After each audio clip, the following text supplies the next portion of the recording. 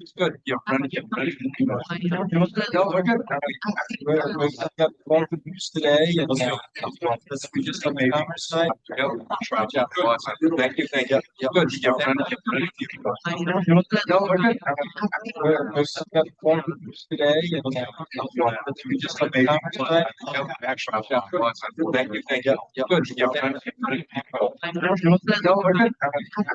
We've got one good news today, and we just have a conversation. Thank you. Thank you. Yeah, good. Yeah, running. No, we're good. We've got one good news today, and we just have a conversation. Thank you. Thank you. Yeah, good. Yeah, running. No, we're good. We've got one good news today, and we just have a conversation. Thank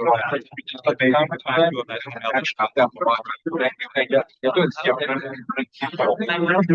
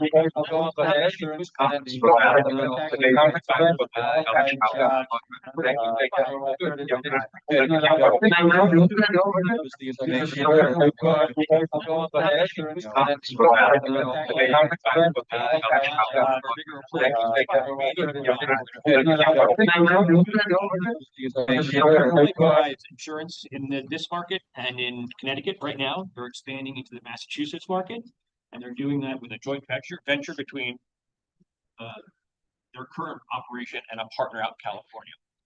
Massachusetts, obviously, a much larger place to furnish and support an insurance operation, and so there was a slight preference to move this particular joint venture into Massachusetts. I think we've convinced them to stay here. 370 jobs over 5 years. Profits are growing over 5 years, and then keeping those in place.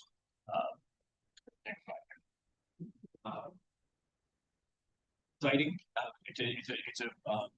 It's kind of an interesting structure, but it's going to provide a lot of jobs for us in Rhode Island and Lincoln specifically. There is one feature of this particular award is an accordion structure. So if they hit jobs after 370, for every 25 new jobs they employ, they get credit for them. And with that, I'll take a pause.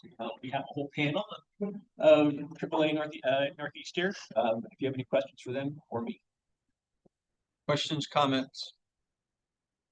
Bill Stone and I heard Jeff from the investment committee, and I think for the qualified jobs incentive tax credit, Stefan's been around for a while.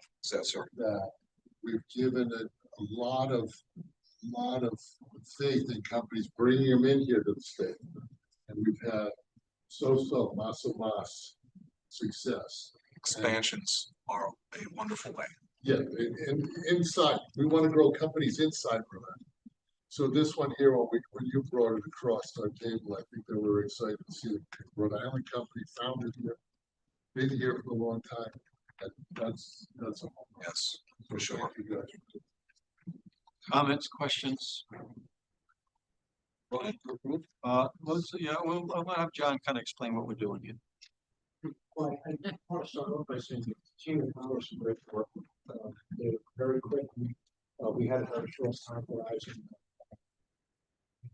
Very accurately. Our partners and other AAA club have been in the insurance business for 100 years. Very skilled in insurance. They're one of the larger insurance companies in the U.S. And to the 50/50 partnership to grow an insurance company, direct writing company. strong market issues for that.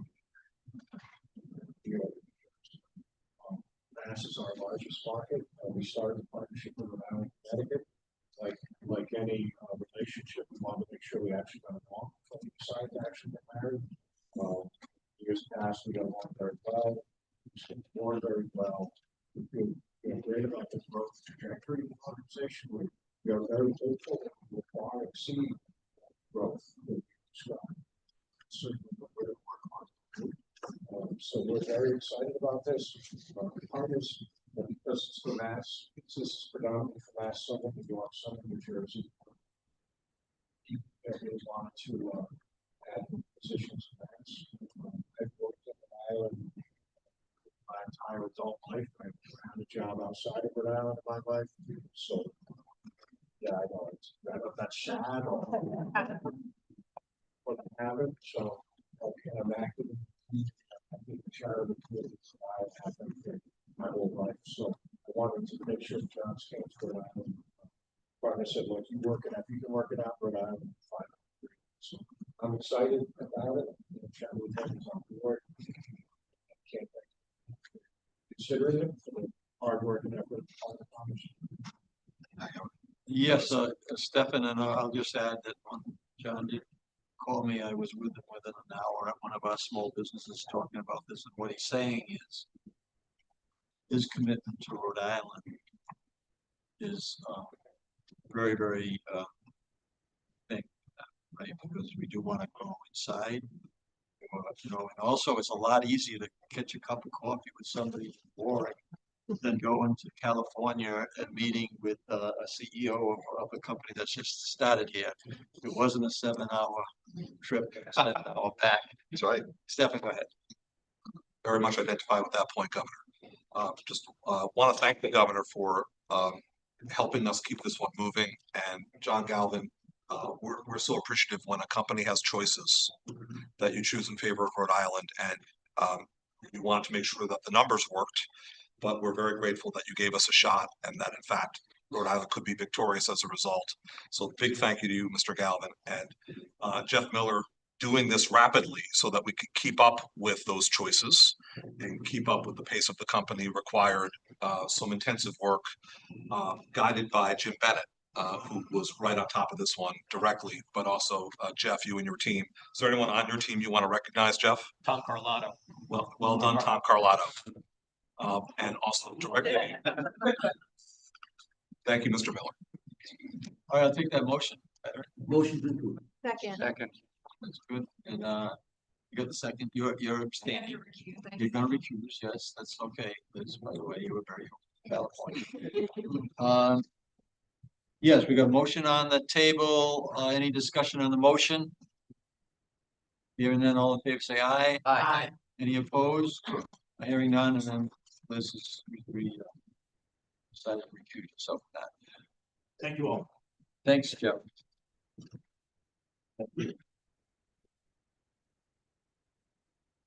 Tab number 3, consider the corporation's annual budget. Justin? Good evening, everyone.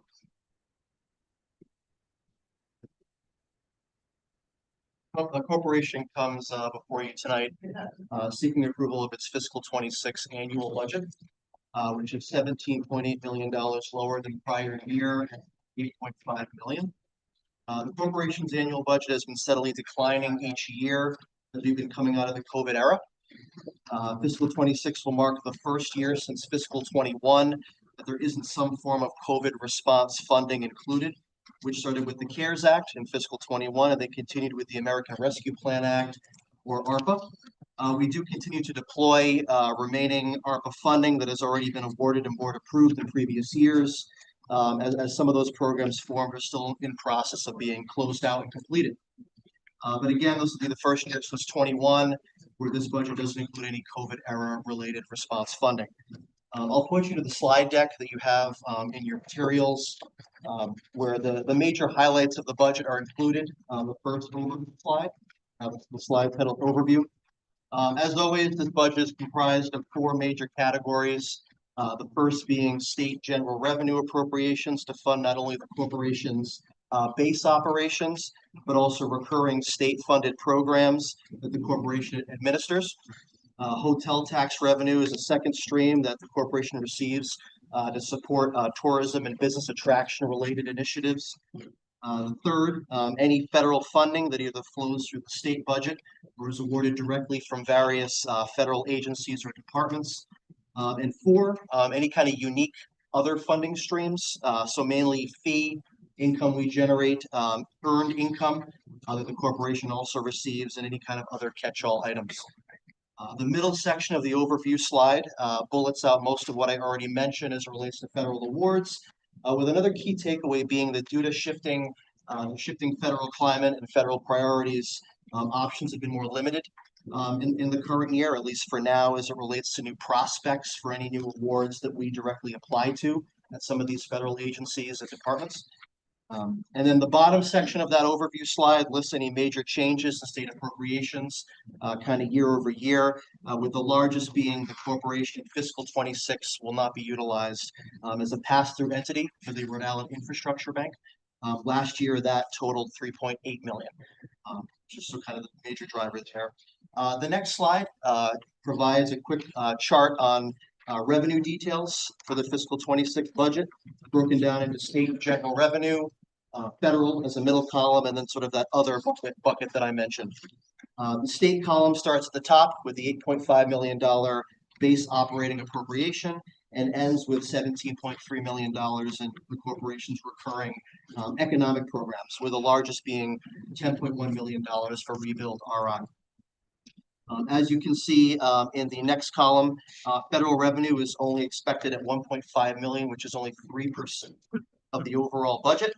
And then we have an other column, which is really $17.9 million for hotel tax revenue, $6.5 million for the Renewable Energy Fund, and $1.4 million again for the corporation generated fee and earned income.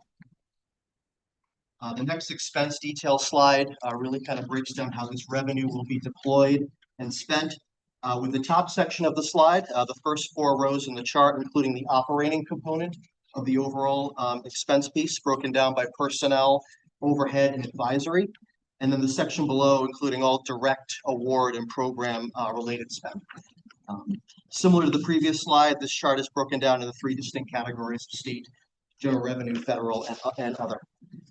The next revenue comparison slide provides a quick breakdown of major changes as compared to fiscal 26 and fiscal 25. You'll notice $5.1 million reduction in the Renewable Energy Fund, $3.6 million for the ARPA-related item I mentioned previously, and then the $3.8 million infrastructure bank change. Really the 3 major drivers of the budget year over year. And then lastly, the final slide provides a quick year-over-year expense comparison. How the revenue on the previous slide will be deployed, again, split between operating costs on the first 4 rows and direct award and program costs in the bottom section. One thing to note is that we're projecting operating costs to come down slightly year over year. And as we continue our focus on really prudent expense management across the corporation, direct awards and program expenditures are also projected to decrease significantly, and I mentioned those reasons why. And then one last thing I will mention is this was reviewed and discussed with the audit committee last week, and this budget was recommended for review and approval at tonight's meeting. That's what I have. Do you have any questions? Questions, comments? Motion to approve. Second. Thank you, Don. Any discussion on the motion? Hearing none, all in favor say aye. Aye. Any opposed? Hearing none, that passes. Thank you, Justin. Well done. Now, 4, consider the establishment of the energy efficiency program. Hello, good evening, everyone. My name is Silvana Mercado, and I'm the Resilience Manager here at Rhode Island Commerce. I'm here tonight to request your approval for the 2.0 version of the Small Business Energy Efficiency Grant Program. So last year, the program was funded using COVID response dollars. It was highly successful. Building on that success, the new program adds matching funds for Rhode Island Energy and the EC4. We have higher overall funding and increased grant caps. And this all is to help small businesses invest in energy efficiency and advance Rhode Island's Act on Climate Goals. So I respectfully ask for your approval for this program, and I'm happy to answer any questions you may have. Questions, comments? Hearing none, I'll motion to approve, make a motion. Any discussion on the motion? Hearing none, all in favor, say aye. Aye. Any opposed? Excellent. Thank you so much. Well done, so much. All right, we're gonna go to the adjourn. I got two things to just share. One is that with the federal government shut down, there's gonna be a great deal of pressure on the SNAP program. You're gonna hear tomorrow that I'm gonna try to find some buckets to help support some of the problem, and then there's gonna be a great deal of philanthropy that's gonna kick in. So just kind of point of interest as you're kind of out and about. Patrick actually is talking about helping in different ways. Thank you for that. And then the other piece I'd like to kind of just give a 2-minute overview of the Stefan and Jim, but the California trip that we were just on, which we're going to be making more of those, seeing innovators, creating a team of innovators. Went very well. We're at Stanford. I was on a panel, and then we had Rhode Island connection there. Billy was there from Region. We also had somebody from the management team, Andrew, talking. So it was like a rally for Rhode Island over California. Really very, very strong on the very defense industry.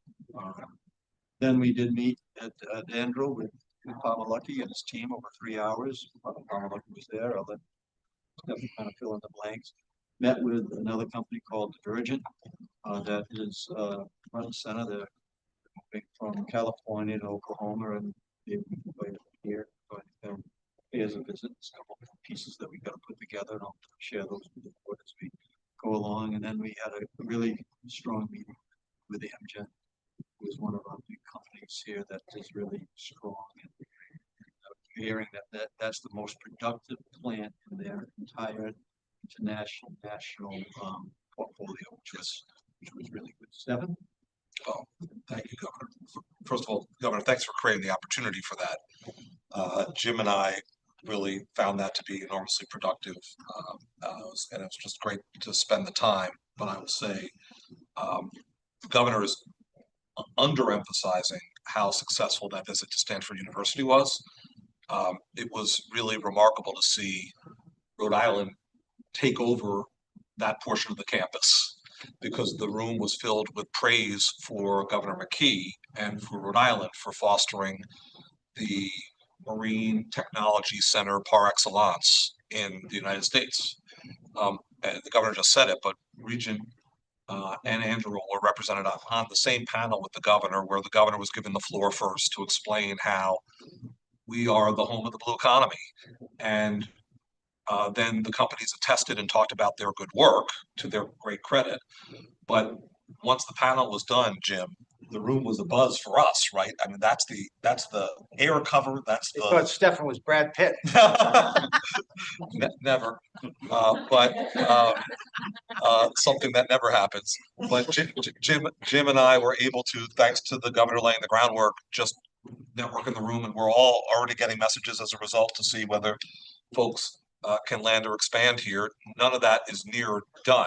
It's all, extraordinarily preliminary. But the point is, when you do it, it creates the buzz. And then to visit with the headquarters of major operations here in Rhode Island, but to do so at the mothership, it makes a really big difference. And senior level executives really appreciate it. And it will take time, but in some of these instances, not all, and not immediately, it may lead to more in Rhode Island. So kudos to the governor for creating the opportunity for us, and for also bringing us forward to prospects that we've helped to bring through the pipeline, but the governor brings the emphasis and the spotlight. So it really is the kind of thing we should do, and we'll do it selectively and we'll do it strategically, but we've set a good pattern, I think, for future trips. Mr. Bennett? Yeah, no, first of all, thanks to Juliet and the staff putting together. It's a very action packed. And Wilcox as well. Cox, whoever was involved with it, because we were all over the place and it's tough to get everybody with their schedules together and went well. I think the emphasis is, for example, Palmer Luckey, who's now running a $30 billion company, who's got an established presence here in Rhode Island. The governor was the first governor to go visit him. So I think, that's what we bring to the table. We can move faster. Witness what we just did with AAA. We can get access to the decision makers, which is what we did out there in California. And I think we need to do more if we can. I know it's difficult. It's hard to get him away. He's a great salesperson. The salesman. Hope we can do some more. Had that on years ago. Yes. But yeah, Liz was able to make the trip kind of representing this board. So we're going to have more of that, and hopefully we'll be able to pull in board members into these trips. But really, the whole idea is installing our networks. And if you really draw the circles of all the people that are working already in the state, but you start overlapping those circles, you're going to find this overlap that actually is going to create more networks. And that's exactly what happened. So we're on board with the team of innovators. Liz, you enjoyed the trip? It was a great trip. It was so well organized. In a short period of time out there. So to be able to do what we were able to do is amazing. I will warn future board members. I had a tough time keeping up with the governor. I don't know how he does it. The stamina that he has. We went from 7 in the morning one day to almost 11 o'clock on a Thursday, and this was after. So it was just so impressive. And then just to reiterate, I can't think of any other governor that is taking the time to go out and meet with prospects. And it was just unbelievable. It was so impressive. And he's a great salesperson, former guy. So I was thrilled to come and be able to participate. But if you're gonna do it, make sure you get your rest. Yeah. Well, We're identifying our team of innovators. We have plenty that are here, but we're gonna kind of expand that, and actually Palmer Luckey was very intrigued with the idea of being a part of a team of innovators. He's agreed to be here in 2026. And Division has agreed to have their the father and son team that are the major stockholders of that company here within the next few months. So that's progress. Then I was able to go see an LA Clipper game. So that's the NBA for those who don't know what that is. And it was at a $2 billion facility. That's only been open for a year. It was really unbelievable. And Brett was the conduit for that, because he lives right out in that area that does the Rhode Island Football Club thing. So, okay, so there's more to come, and I think that everybody can play a role in helping making those things happen. And I can't wait to kind of get into a planning session on how we're going to actually continue to build this team of innovators that are really significant for the state. With that, I will take a motion to adjourn. Second. Okay.